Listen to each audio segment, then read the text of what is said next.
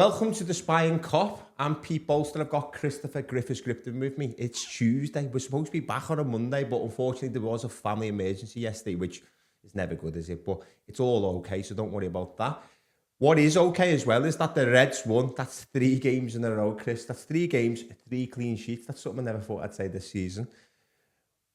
And a last-minute winner, which is fantastic. We will speak about that Nottingham Forest game. We won't spend too much about it because I'm sure you've heard loads about it all weekend, haven't you, really? We'll talk about whether Mo Salah, was it a negative attitude or was it not? That's what we'll have a little debate about. We'll talk about the top 4 or the top 5 because that's what it essentially is now. We'll even speak about Rio again because I feel like it does need addressing now after that performance. Should he get more game time? And even a little bit of a transfer rumour towards the end of the show. But we have to start, Chris, with the game on Sunday. But I don't even want to start off with the last minute VAR action at the beginning. I just want to talk about the first half and what your thoughts were, first of all, about that. Yeah, we've mentioned before about coming out fast off the blocks and being slow. And the first half, it was awful to watch, if we're honest. And I just say, when you say about first half, I seen a stat that Liverpool have only got 11 goals in the first 30 minutes in 40 of the matches this season. Wow. I didn't know that. That's incredible, isn't yeah, it? Absolutely. I thought after the break that we had and Forest being away during the week, it would have put us in good stead. Jordan, that first half, I was actually starting to wonder whether I'd made a mistake and it was us that had just been away to Fenerbahce. It just looked, they just didn't seem to have any energy. They had no teamwork. They just, it's probably the worst that I've seen, and we've seen them bad this season. What I don't like is that they almost look surprised. So I understand that Florian Wirtz was injured in the warm-up and 10 minutes to go. It wasn't even an hour to go. It was 10 minutes and it's like, oh God, we've got to sort a problem out here. But it wasn't a problem that they sorted out. And after 10 minutes, they should have been a goal down. It was a fantastic save from Alisson Becker. But the elements of surprise that actually Nottingham Forest might want to win this game and they might want to stay up concerns me the most about that first half. It's absolutely frightening, especially with the league position as well. We talk about things on paper, and when you look at this on paper, okay, yeah, it's never an easy place to go. And there was a mention that Slot hadn't beat Forest for 3 matches. It's in the 3 games, correct? yeah, that's correct. Yeah. I mean, you can't really call them a bogey team of 3 fixtures, you know. But the position that they're in, we're talking on paper. Did they get complacent? Did they expect an easy ride? Were they too relaxed having that breakaway? Maybe they need to stop that in the future. Not let them have to break during the week because it certainly didn't do them any good this game. That is a debate, isn't it, that many Liverpool fans do not like. I think it was all right last season and I wasn't really into it at the end of last season. I wanted to carry on winning football matches, so that wasn't for me. But a lot of Liverpool fans weren't bothered. I was always bothered. The first half was described by Jamie Carragher at half-time as an absolute horror show, but the second half was, I say, marginally better, and I don't know how much better, really, to be honest with you, but it was a little bit better, and we did begin to control the game without giving them any chances away, but we didn't really create too much ourselves. But loads of Liverpool fans and loads of pundits were saying that we didn't deserve the 3 points. Arne Slot himself said that we didn't deserve. I had a slightly different view personally. I just thought that Liverpool were the better side in that second half. Although we didn't create loads of chances, we did create enough to score a couple of goals, and only one was given in the end. I don't know how you felt about that, Chris. Yeah, it's. I mean, in terms of the goal that was disallowed, we could do a whole show on why it should and why it shouldn't. Let's start. I want to know, because if anyone who knows me from different platforms or whatever, and you don't know Chris has had many debates / arguments about rules and regulations, and so I want to hear your thoughts on it, Chris. I think for me is it goes back to if you remember right, they brought this rule in because of Man City. Was it Aguero? Possibly. His arm was 90 degrees from his body when he was sliding at the goal line. See, this is the type of shit that I'm talking about. the ball hits his arm and goes in. I think, if I remember correctly, it was deemed at that point that his arm was in a natural position because he was sliding, and therefore the goal stood. Then he brought out this rule. I think originally they said if the person who is assisting the goal, if it come off their arm, was even getting disallowed. And then more recently, they changed it to the goal scorer. I don't even know about that because I thought that was still the rule. So I'm not even sure about that. No, I stand to be corrected, but I think they removed the one of the assist. I think it's the goal scorer only now. But I say I do stand to be corrected on that. So then we've got the arguments then is how tight can he get his arm to his body? On the flip side of it is it's not a deflection whilst it's on the way into the goal. The ball is actually completely going away from goal. And it goes back the opposite way into the net after striking the arm. So, yeah, I mean, as I said, I could go on hours about this because there's so many variations that you can look at and say, well, what do you do in this position? What do you do in that position? I think what I do like about this rule, and not many people are going to agree with me, it's factual. So we know once we see it what's going to happen. Otherwise, we're going to have one where Anthony Taylor 1 week is going to give it. You're going to have Stuart Atwell the next week. Very same situation. Very similar situation, should I say. But because it's subjective, it's not factual, he then won't give it. One of the problems I have with that is that you said when you see it, you know what you're going to get. But I don't think many people watching the game at the time or in the grounds seeing it and seeing any problem with it. And then it begs the question of what the hell is VAR doing at times when you're just chalking off goals? Yeah, so I can understand it whilst you're in the ground because obviously you don't have the privy of the replays and things. But as soon as you see that replay, you know it's hit a part of his arm, even if it's only half the ball arm, half the ball back. Because of the power that it was struck at, his arm shudders forward. The other issue I've got with is if it's in the opposition penalty area and he saves that on the line, it's not a penalty. No, I know. So, and this is one of the things. This is why I say we could go on for a long, long time. Having said that, it was a great moment, and it was an absolute terrible moment when it was given away. I was like, oh no, do you know, like sometimes I didn't actually go away. Some of the lads did. I was actually in the city centre watching it with the lads, and I was sitting there, and it was a crap game. You just spoke about the first half, and I was just thinking, why am I out? I should have just stayed in. Why have I put myself through this? When the last minute winner gives you that, like, oh, this is great. I'm glad I'm out with the lads and I'm doing this, that, and the other. And then it was chalked off, and I was like, Jesus. When we get it again, that winner again, I was like, well, this is what it's all about. And I made a stupid joke, Chris. I made it as if like, oh, where's the handball? And then the next minute, the replay come on, and he looked about 100 yards offside. I don't know how it was given. I haven't really looked back that much. I know it was Aina or the Forest player. It was Toe playing on one side. So again, it looked like no goal. And then we've all given up at that point. Then it was like a third eruption. So I feel like Liverpool had 3 last minute winners. But forget about the 3. The one counted. Liverpool get 3 points, and that's 48 last minute winners in the Premier League. That's 12 more than anyone else in Premier League history. That really means we are the Devil's Club, doesn't it, Chris? Yeah, I mean, it just shows you've got to play to that whistle. Because it doesn't matter whether it's the first 10 seconds or the last 10 seconds. A goal's a goal. It goes down, and that's what counts. And I don't know why people always talk about it being last minute. I don't see what difference that makes.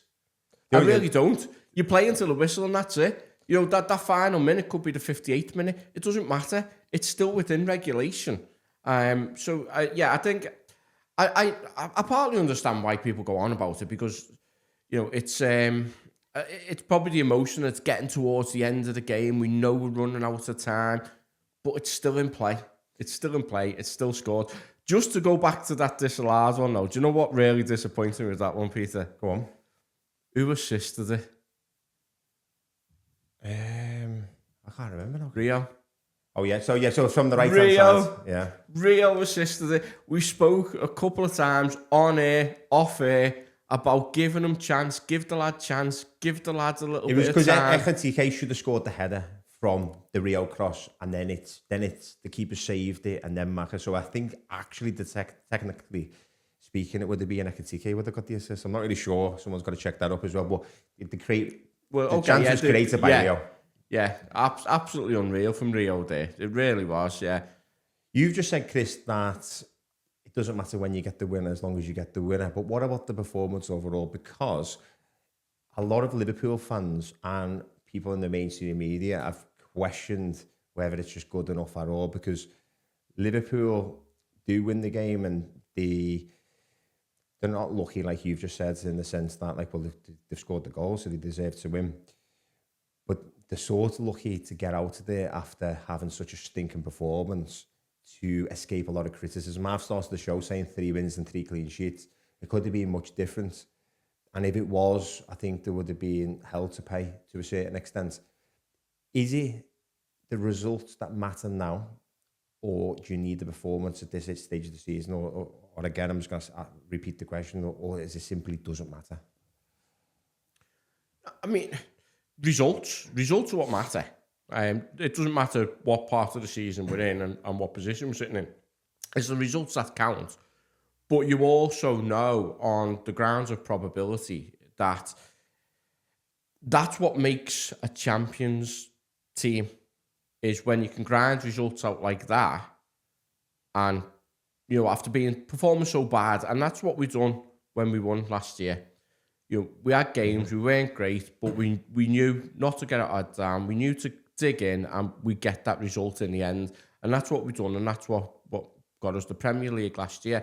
Unfortunately, the performances this year, there's just been too many bad ones where we've not been able to do that, and that's why we're at the position we're at. So results are always the stat that count, but you're not always going to get them results if you don't turn up and perform at games. I think the problem a lot of Liverpool fans have got now, and I did a short time ago, is that when you see a good performance and you see identity, you start to believe in what comes next. I remember the 2013-14 season, the tail end of that season, we signed Sturridge Coutinho in the January, and from that moment Liverpool started to play some really good football. So the title charge happened from that January in a sense. I struggle with the identity and the performances at this moment. But at the same time, I've sort of changed my mood now, because I enjoyed that last minute winner that much. And you sort of realise we just need to win, qualify for the Champions League, and somehow snatch a cup. I think for me now, that's all that matters. But we'll move on, Chris, and I'll just speak to you about the other big debate of the weekend was Mohamed Salah being substituted. He smirked on the bench. He did shake Arne Slot's hand on the way past, despite a lot of people making up things. Again, I don't know why people keep doing that. If you're going to criticise someone, criticise them factually.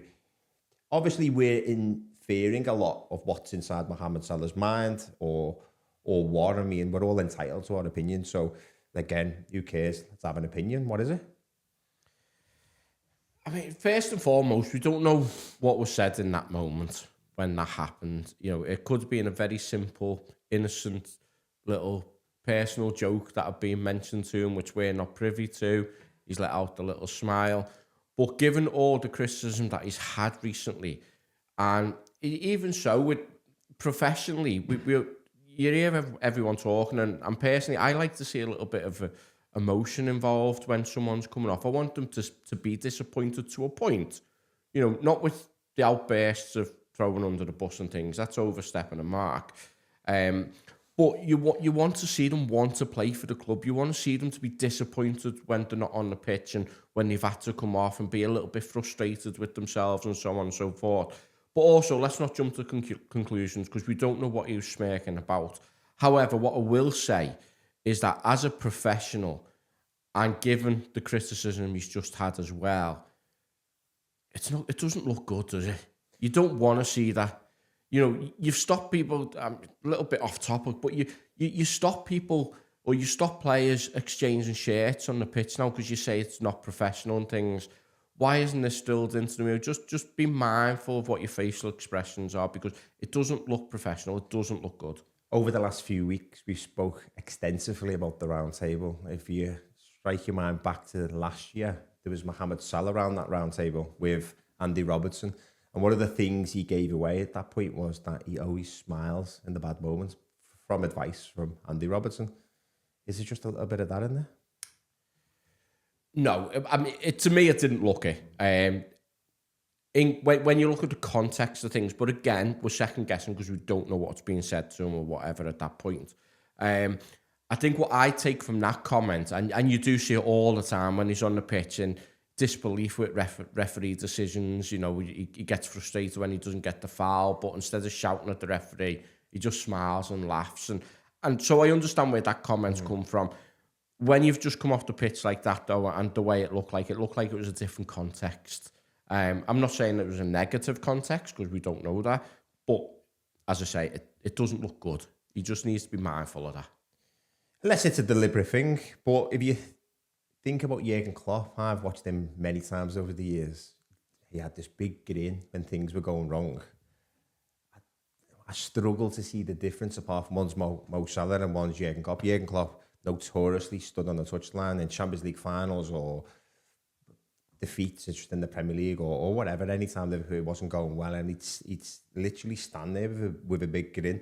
So there's that argument, and there was another argument that transpired today as well, that there was actually Nottingham Forest fans just berating him when he came off, because he came off with Cody Gakpo. If you can imagine, the Nottingham Forest fans are not worried about Cody Gakpo. They're already would have been chanting things at Mo Salah at that time. So there's loads of things. What I want you to do is actually get involved, because over the next couple of years or so, because Chris, we've only got a 2-year contract with Chris. We don't know how long we're going to keep him. But while he is here, I want you to decide on the debate. Do you agree with me that it's just a load of nonsense? Do you agree with Chris that actually it just doesn't look right? You let us know in the comments. Let us know wherever. Messages if you want. Some dark messages going on my Twitter account at the moment, mostly from dodgy accounts like. But the top 4, Chris, or the top 5, we'll move on to now. And there was loads of results before the results of last night that went really well for Liverpool. Chelsea dropping points, Villa dropping points. I don't know if they can be caught. The only problem is that Man United went and won at Everton. Everton never do you a favour when you want them to, do they? Crap at home as well, aren't they? They're not doing themselves any favours at home at the minute, are they? No, it's like if they're at home, it's sort of like you're backing against them. I mean, I'm looking forward to that one in is it April that we play them? I think it's April, isn't it? Yeah. So what I want to know is now is you've got Villa 1, Chelsea 2, Man United 3, Liverpool 4. 4 have to go into 3. Who's missing out for you? Oh, do you know? I'll reverse the question. Who's your banker? Because for me now, I'm looking at Man United. They've got no European football. They're not in the FA Cup. Obviously, the League Cup they're not involved in that either. So they're not involved in any competition. So they've got 4 weeks rest. They're unbeaten since Boxing Day, and they've started to just look a bit more like Man United. I'm not saying they're going to be great in the future, but under Carrick, they just seem to have sorted that. So for me, I don't know. Are they nailed on? I mean, people have said that they are, aren't they? I mean, it's difficult to say it. They're nailed on. I'm just looking at it here now. We've got United on 48 points, Villa on 51, United 48, Chelsea 45, Liverpool 45. So 6 points to Villa with 11 games to go. That's not doable. 3 points to United. The way they're playing, it could be difficult. It could be difficult with them. You know, they really have improved under Carrick, unfortunately. I just wish they would have held on a little bit. I think he's just simplified it for them, hasn't he? He simplified it, and I think he's made it a bit more fun. I spoke, I don't know if it was you or Christos in a show a couple of days ago, where I said that sometimes it just being fun makes it a little bit easier. So I'm sure if Carrick was the manager next season, then they would feel a hell of a lot more pressure. But right now, there's no pressure on him. He's not supposed to be the manager beyond the summer. So he's got the pressure off him. They've got the shackles off them, and they're enjoying it. And I think that helps when you're playing football matches, doesn't it? I mean, I'm just wondering myself when that new manager vibe drops off. Hopefully before the 38 games. You know? When we rock up at Old Trafford, hopefully, because I hope so. That'd be nice. We owe them one. We certainly do. I think the answer to your question, looking at this, is probably Chelsea just dropped points at home to Burnley. They're really dodgy, Chelsea. Chelsea look like, if you put them in a game against the top sides, they don't always win those games, but they look like they're very much in it. They'll go and beat someone in the middle ground, and then low down in the league, you're just like, what's just happened here? Like, if they went to Fulham, mid-table, by the way, if they went to Fulham, you'd see that they'd struggle a little bit, but I have no idea. For me, it's probably Chelsea. Yeah. Are the ones, Liverpool and Chelsea are probably going to be competing most for that top 5 position. I actually think Liverpool can catch Aston Villa as well. I think if Liverpool get their act together, and it's a big if, isn't it? They can even get third. I might be in dreamland, but I actually think they could finish third. I mean, it's only 2-game reversal. So it's not undoable by any means. It really isn't. We've seen stranger things happen, much stranger things. I think the focus mainly is looking at the Chelsea and United to make sure we're into there first, and then we can look at Villa. And let's not forget, it's each position's a lot of money in the Premier League for prize money as well. So from a financial point of view, going into the summer, and I also have to just spending a lot of money. The higher they are, the better in terms of the business side of it as well. But more importantly, we need that Champions League. As fans, we want that Champions League. Concentrate on Chelsea first. Let's get ahead of them into 5th place. See how many games are left. Boom, United, maybe Villa. The next 2 games for us are West Ham and Wolves. So if we are going to catch Chelsea, they are the 2 games that you need to put them, sort of like put the pressure on. Chelsea's next 2 games are away to Arsenal on Sunday, 4:30 kickoff. That's going to bring its own problems, isn't it? And then they're at Villa Park on Wednesday night. So if Liverpool really do need to put these next 2 to the sword to put that pressure on Chelsea. Yeah, I mean, we said that with Forest game as well, and look what happens. Let's not take anything away from West Ham and Wolves here. It's West Ham, they're fighting Forest, Tottenham, possibly Leeds for that drop. So it's massively important for them. They're going to be a physical team. They're always quite a physical team. So it's going to be difficult for us. That's not going to be an easy game by any means. As much as we talk about games on paper, and if you look at it on paper, it should be an easy game. But we've mentioned before, the Premier League is one of the hardest leagues in Europe, if not the hardest. So it doesn't matter who you play. West Ham aren't going to be a walkover. Unless we turn up, unless we control the game and say, look, this is how we're going to play this, then West Ham's going to be a very, very difficult, tricky fixture.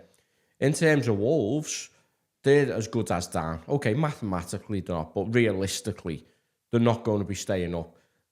What have they got to worry about? They're free to play. They can do whatever they want. They can play with ease. They can play without the pressure, because, as I say, the likelihood of them staying up now is slim to none. So they're going to be free to play as they want to play with a lot less pressure on. And it's going to be a very difficult fixture as well. They are. Like I said earlier on about Manchester United playing without the shackles, Wolves are doing that now, and they've got some good players. The Mane is one of them that I wouldn't mind having if they get relegated, or when they get relegated, should I say. But if we just talk about West Ham for a moment, their next 4 fixtures, I was on a show yesterday assessing the Premier League relegation battle.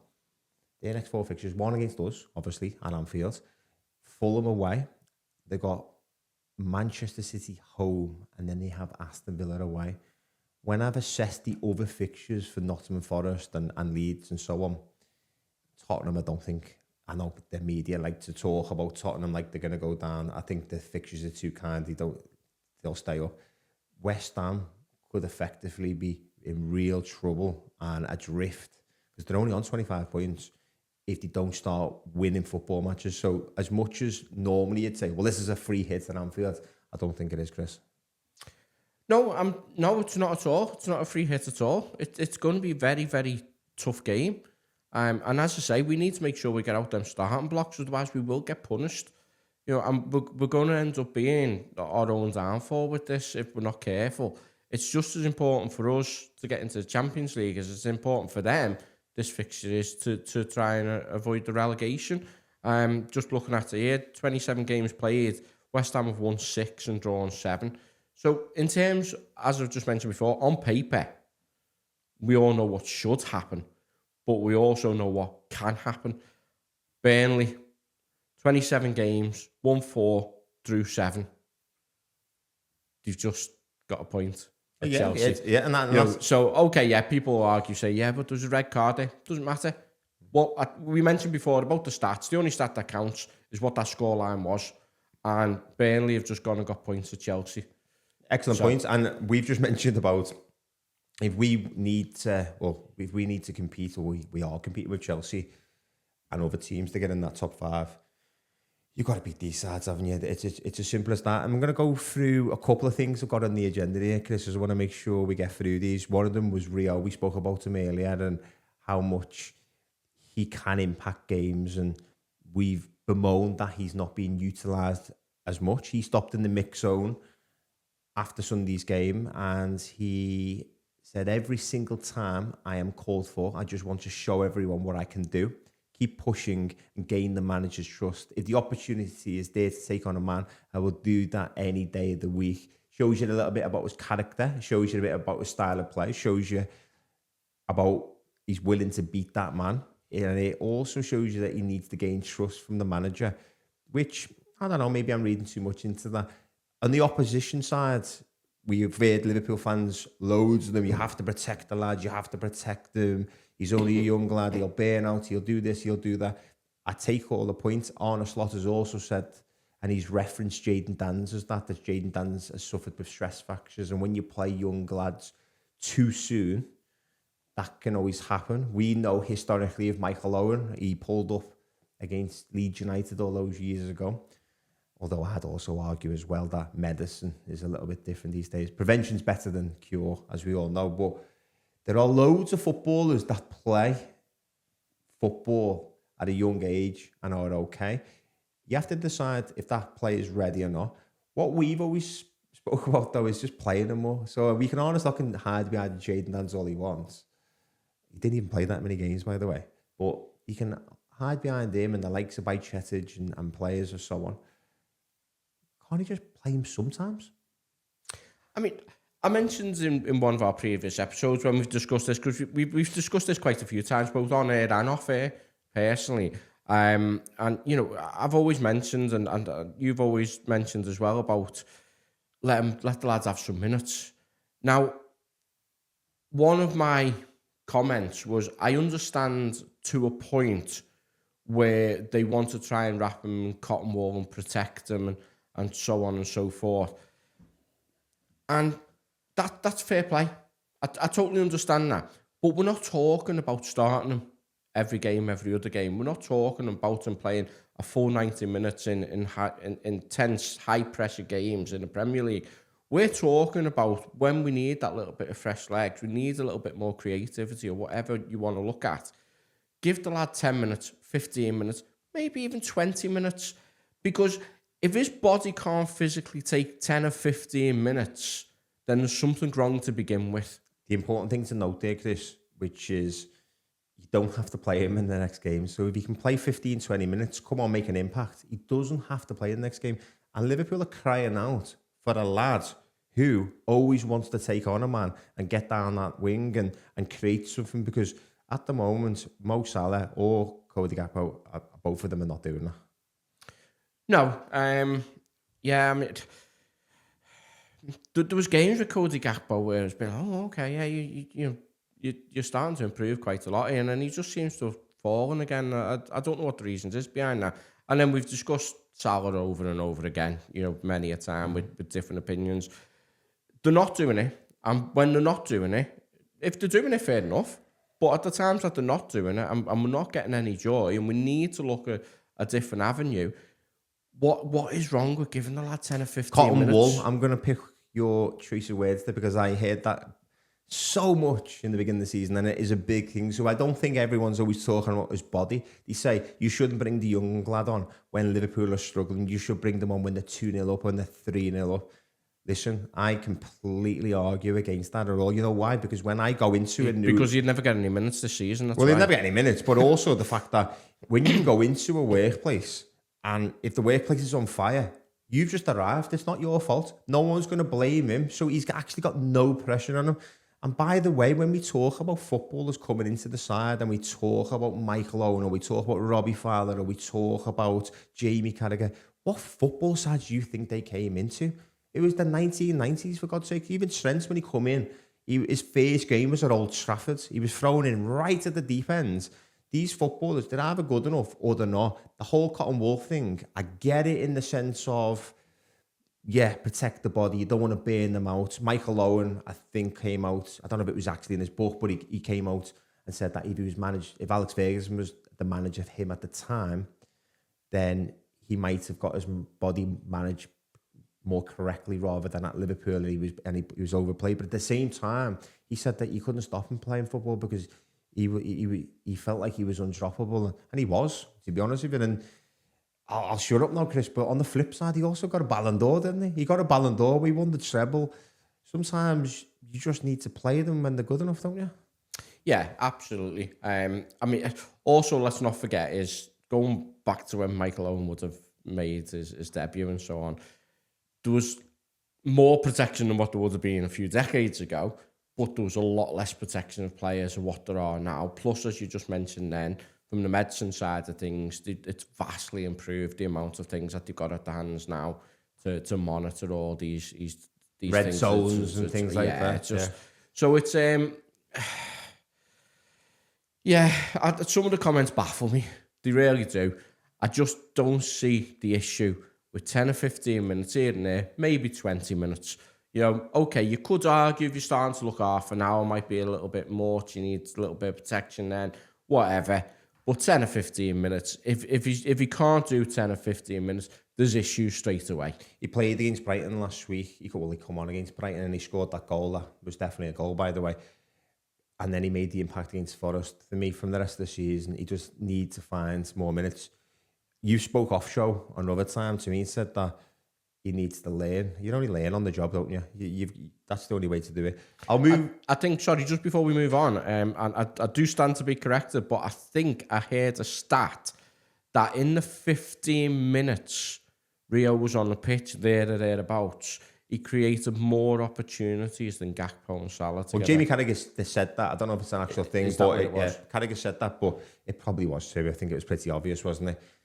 James Milner became the Premier League record league appearance holder this weekend, which is just phenomenal, isn't it? It was inevitable at what we've been watching over the last season or so. Everton put out a big happy birthday message for Gareth Barry with the minutes he's played, because they're showing that Gareth Barry's played more minutes. It's really Everton, that, isn't it? Like proper Everton. It's like, I just think it looks pathetic. It makes Gareth Barry look pathetic, doesn't it? Yeah, I mean, they haven't really got a claim to fame to earn the goals, have they?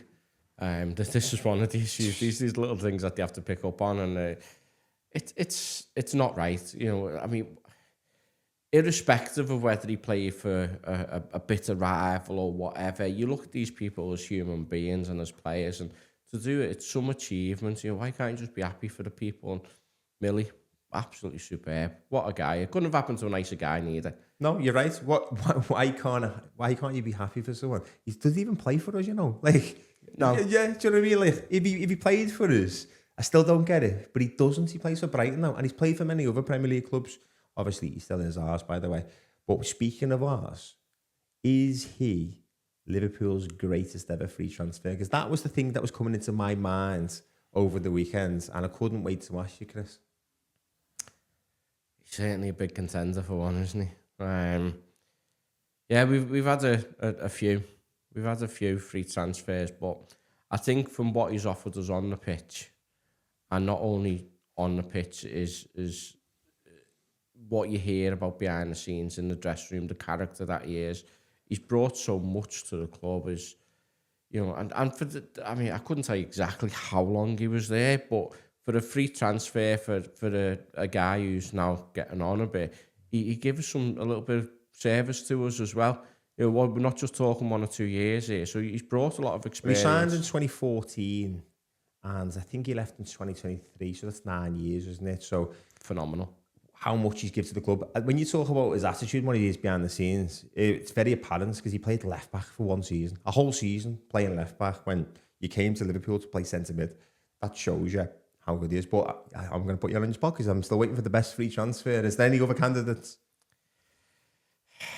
I mean, I think if you remember right, Fowler come back to us after his second term. I think he was a free, but he wasn't in his prime then, was he? You know, let's be honest. So, yeah, I know. For me, for both on and off the pitch, for the professional that he is, what he's given to the club, it probably has to be. Not Joe Cole? Do you know what? It's definitely not a tough one, that one. Gary Mack was the one that springs to mind for me, and I think he is a contender because of he was trying to bring experience and the free kick against Everton. The free kick against Everton. And that was when football was great, wasn't it, Chris? That was the Good Friday. That was when you played 2 games over the Easter weekends. Gregory Vignal winning the free kick. I don't know, was it Vignal who actually threw the ball forward a little bit? Someone did that. It might have been Gary. I think it was actually Gary Mack, wasn't it? Unbelievable. That was a last-minute winner as well, but it was... I thought we'll do another show on last-minute winners since we are the record holders of it. That might have been the best one. It really might have been, you know, because I was so desperate to beat them that night. Marcus Babbel is a little shout. Not that he was the best free transfer. I just think he had the potential to be one of the best. He scored against Everton as well at Goodison Park, but he got Guillain-Barré syndrome, if I've said it correctly, which is a really awful disease that he endured and sort of ended his career. Really, he went to Blackburn afterwards, but he was never the same. And the reason why he went to Blackburn is because he was never the same. The one that springs to mind for me is that I would argue probably is the greatest free transfer is Joel Matip, European Cup winner, Premier League winner, and one of the most underrated footballers to ever play for Liverpool, as far as I'm concerned. Virgil van Dijk has been fantastic. There's no doubt about that. He's probably the greatest centre-half ever. But Joel Matip didn't half help him. Yeah, I mean, he certainly does push Milner for the greatest free transfer. I think for me, I'm not going to change my opinion. Matip, great. Miss him massively at the moment. You know, done a lot, won a lot. But for we don't hear, we can only, so now we're sort of looking at what you hear of things as well. You hear about people talking and so on and so forth. For what you heard about Milner and his professionalism, his character on or pitch, off the pitch, around the dressing room, you didn't hear that much of that about Matip. That's not to say he was by any means, you know, any issues whatsoever, and he wasn't professional. I'm not saying that in any way, shape or form. But based on what we've heard and what you see and what he's given, it's still Milner for I think me. one of the key things why you don't hear anything about Joel Matip is because he's very reserved. He doesn't have any social media. And he's one of those players, a bit like Steve Finnan or Rob Jones, where they just disappear from the football world. So I think that's partly that. There are rumours today that in the Spanish papers that Real Madrid are going to swap Rodrigo, who's a good player, by the way, but he doesn't score a lot of goals, for Dom Szoboszlai. I'm not having that here. No, I struggle to see it. It's nothing we hear of these days as for first things. I'm not so sure I'll be happy with that anyway. No, he's definitely our best player this season, isn't he? He looks like, to me, a future captain at Liverpool. And I think sometimes, even you remember he come in a couple of years ago and you say to yourself, oh, he's like Stevie G, he's this, that and the other. And then you quickly find out that there's no one like Stevie G. But then when you watch him this season, he's really grown in his own stature. He's very Dom Szoboszlai. He's not Stevie G, but you can still see the comparisons. And he's such a man. He's such a leader on that football pitch. Yeah. That when we talk about irreplaceable players, we'll talk over the next few months what Liverpool need and what they don't need. What they don't need is to be getting rid of the best player. No, absolutely not. And I think for me as well is I'm not always overly confident when we get players in from Spanish League.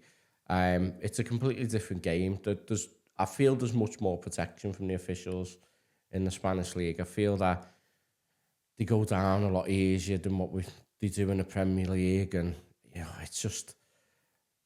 I know there's a handful of players that you can speak about who don't fall into that category, but I always struggle to see that little bit of a transition with the Spanish players. Depends if they become superstars or not. So a lot of Spanish players do work. You got your David Silva, you've got Fernando Torres at Liverpool, you've got Xabi Alonso. There's so many Spanish footballers. I think for me, it's more Italian footballers don't quite suit the Premier League. But maybe it's that superstar status that you're talking about. Yeah, also, let's not digress too much onto other players. But if we look at I don't know if you've seen the actions of Vinny Jr. since the incident that happened the other day. There's been a lot of replays of other games where, let's say, his gamesmanship isn't the best. Mm-hmm. And it gets very frustrating to watch. Let's make clear here, this is no link whatsoever to what happened in the week. I'm just talking about, how easy he falls to the ground when someone's around him and so on and so forth. I think one of the players that you could exclude from this would have been Torres. He started to do it when he come to Liverpool. He was very quickly told to stop. I remember that game, I think it was against Reading in one of the cups, FA Cup, League Cup, that was. He got absolutely kicked off the park and he just kept going and going and going. Now, we took on board what had been said to him and said, look, stop throwing yourself to the deck, get on your feet and play a game, will you? There's not many players can take that on board. I agree to a certain extent. I don't buy into the whole Spanish league thing. I think it's more a superstar thing, and I think Real Madrid, when you become a superstar, and I think Rodrigo, whether we agree if he's actually a superstar, and I think they have that superstar mentality, and I think Real Madrid are having that Galactico feel around them at the moment. So getting a player from Real Madrid sometimes isn't the greatest idea. But I'm less concerned about Rodrigo or any player coming in. I'm just like, you do not whatsoever sell Dom Szoboszlai at all, not in a million years. Well, the next thing I was going to say is Rodrigo any improvement on Szoboszlai? Well, he's a different position first of all, but he's a winger, but he's a winger that is he's not incisive. He's not a Mane with your Sadio Mane where you're a bit very direct. He comes in and inside and he's a neat and tidy footballer, and that's why he probably doesn't get the goals. So he's not an improvement because if you take Dom Szoboszlai out of the team, you have got a massive hole in Liverpool. So we'll just throw that one in the bin. That's not happening. But Liverpool do need to sign him up as that contract as soon as possible because these rumours will continue. And the more you allow footballers to flirt with the opposition, then you're running into trouble, aren't you? Liverpool versus West Ham on Saturday. Just a quick one, Chris. We're going to win or not? Yeah. Yeah? Yeah.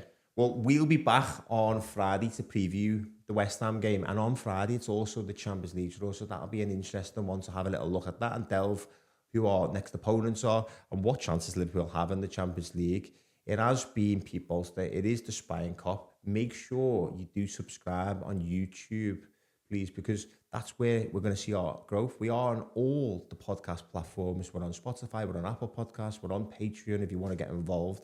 But at the very first instance, all I need you to do is go on YouTube, like, subscribe, share, tell your mates. That's it. That's all you need to do. It's free. Just get involved. That's it. Up the Reds.